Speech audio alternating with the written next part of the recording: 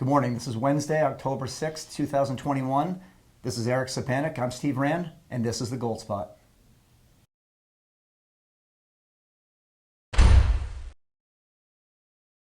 Eric, this morning I'm reading again about this $600 proposal of the IRS to be able to get into anybody's account information if they've got a bank account that has either $600 in it or $600 in transactions. A lot of people are calling it government overreach. It's George Orwell's 1984. What are the risks of this? Well, first of all, the biggest problem is that it's not something that we're talking about directly. It's indirect. We're trying to stick it into the infrastructure bill. I don't believe the banks will like it. I definitely think they'll reject it.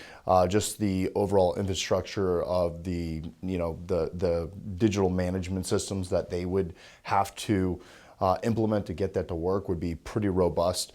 More importantly is that if they're watching what you're doing in real time, you're talking about more of a China type of banking account than you are an American type of banking account.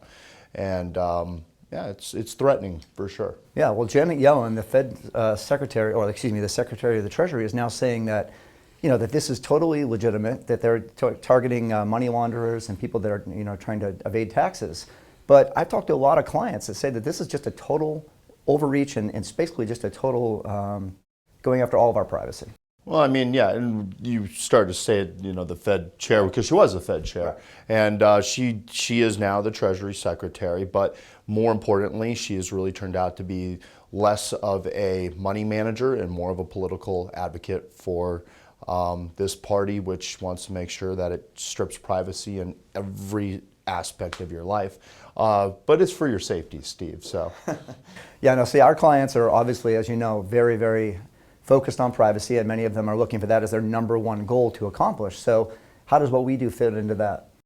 At the end of the day, and like we were talking about, there's only one thing that central banks buy other than currencies, and that's gold. Why gold? It doesn't make them any money. But what it is it is a protection against a collapse of currency or currency failure. That's the reason why it's held worldwide, all over the world, at every central bank reserve. And that's the reason why people should put it in their portfolios. If things get forget government oversight for a second. Think if things really do fail, then gold will never fail. That's the reason why you buy it, number one. Number two, it's private. You can put it away and no one knows you have it. That's the biggest thing that people are asking about nowadays. Thanks for joining us again on the Gold Spot.